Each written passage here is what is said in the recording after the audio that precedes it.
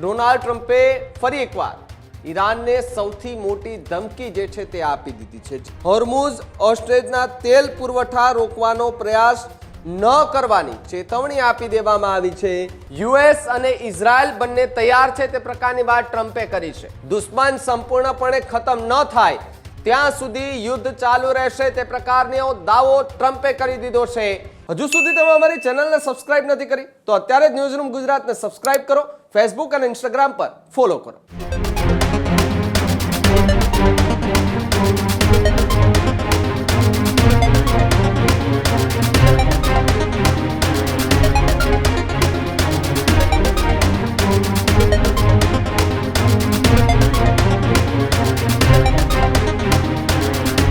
America, Iran અને Israel વચ્ચેનો યુદ્ધનો આજે 11મો દિવસ છે।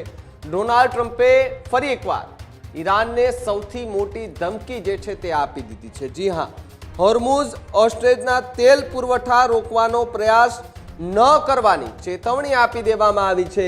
તો બીજી તરફ સ્ટેચ્યુ ઓફ હોર્મુઝ એ બંધ કરવાનો પ્રયાસ થયો તો ભારે તે અતિ ભારે હુમલાઓ જે છે તે થશે તે પ્રકારની વાત ડોનાલ્ડ ટ્રમ્પ દ્વારા કરવામાં આવી છે। જ્યારે ડોનાલ્ડ ટ્રમ્પે ફરી એકવાર ઈરાનને જે છે તે આ મોટી ધમકી આપી છે। ઈરાન કે જેણે અનેક હુમલાઓ જે છે તે કર્યા છે, લગભગ 9 થી 10 જેટલા શહેરો પર હુમલાઓ કર્યા છે, એની વચ્ચે 20 ગણી વધુ તાકાતથી જવાબ જે છે તે આપવા માટે યુએસ અને ઇઝરાયલ બંને તૈયાર છે તે પ્રકારની વાત ટ્રમ્પે કરી છે। દુશ્મન સંપૂર્ણપણે ખતમ ન થાય ત્યાં સુધી યુદ્ધ ચાલુ રહેશે તે પ્રકારનો દાવો ટ્રમ્પે કરી દીધો છે। યુનાઇટેડ સ્ટેટ અને ઇઝરાયલ દ્વારા સંયુક્ત સૈન્ય કાર્યવાહી કરવામાં આવી રહી છે। લગભગ અત્યાર સુધીમાં ઈરાનમાં 5000 કરતાં વધુ ઠેકાણાઓ પર હુમલાઓ કરવામાં આવ્યા। અન્ય સૈન્ય અને સ્ટ્રેટેજિક ટાર્ગેટ જે છે તે નિશાન બનાવવામાં આવ્યા છે। કેટલાક મહત્વના ટાર્ગેટ હજુ જાણી જોઈને છોડાયા છે। જ્યારે ફ્લોરિડાના ડોલર શહેરમાં ટ્રમ્પની પ્રેસ કોન્ફરન્સ હતી, અમેરિકા ઇઝરાયલ યુદ્ધમાં મોટી લીડ લીધી હોવાનો દાવો કરાયો છે।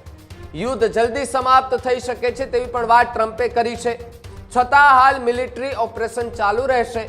વૈશ્વિક તેલ બજાર પર પણ ખૂબ મોટી અસરની શક્યતાઓ છે, જ્યારે હોર્મુઝ સ્ટ્રેટને લઈને વૈશ્વિક ચિંતા વધતી જોવા મળી રહી છે। આગામી દિવસોમાં યુદ્ધ વધુ તીવ્ર બને તેવી પણ પૂરેપૂરી શક્યતાઓ જે છે તે જોવા મળી રહી છે। જ્યારે ફરી એકવાર ડોનાલ્ડ ટ્રમ્પે ઈરાનને ધમકી આપીને કહ્યું છે કે હવે હુમલા ન થાય તેની ખાસ ધ્યાન રાખજો, બાકી ઇઝરાયલ અને યુએસ સાથે મળી અને દુશ્મન દેશને એ પૂરો નષ્ટ કરી દેશે, આ પ્રકારની વાત કરી છે।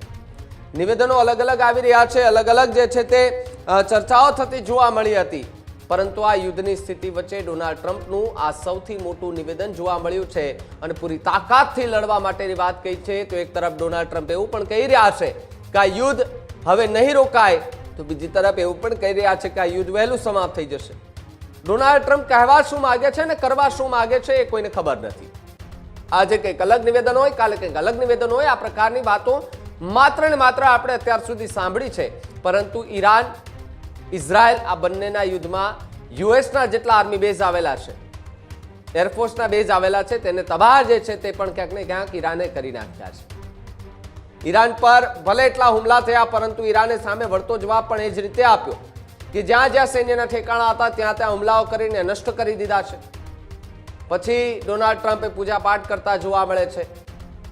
ત્યારબાદ એક એવા પણ સમાચાર મળે છે કે ઈરાનના નવા જે સુપ્રીમો છે એમને ચીનનું સમર્થન મળ્યું છે, રશિયાનું સમર્થન મળ્યું છે। આ બધી જ વાતો જે છે તે જોવા મળી રહી છે।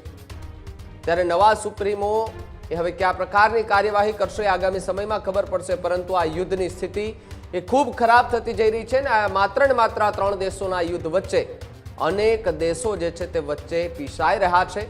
આર્થિક સંકટ જે છે તે વધુ જોવા મળી રહ્યું છે। એ ક્રૂડ ઓઇલના કારણે અનેક દેશોની અંદર પેટ્રોલ ડીઝલના ભાવ જે છે તે સતત ને સતત વધતા ખાસ કરીને હાલ તો જોવા મળી રહ્યા છે। ત્યારે હવે જોવાનું રહ્યું કે ડોનાલ્ડ ટ્રમ્પે જે જાહેરાત કરી છે કે થોડા સમયમાં આ યુદ્ધ રોકાઈ જશે, તો હવે રોકાશે કે કેમ, કે પછી આ યુદ્ધનું પરિણામ ખૂબ ભયંકર આવે છે, આવનાર સમય આવશે ત્યારે ખબર પડશે। આ જ પ્રકારની તમામ અપડેટ જોવા માટે ન્યૂઝરૂમ ગુજરાતને લાઇક, શેર અને સબસ્ક્રાઇબ કરવાનું ભૂલતા નહીં।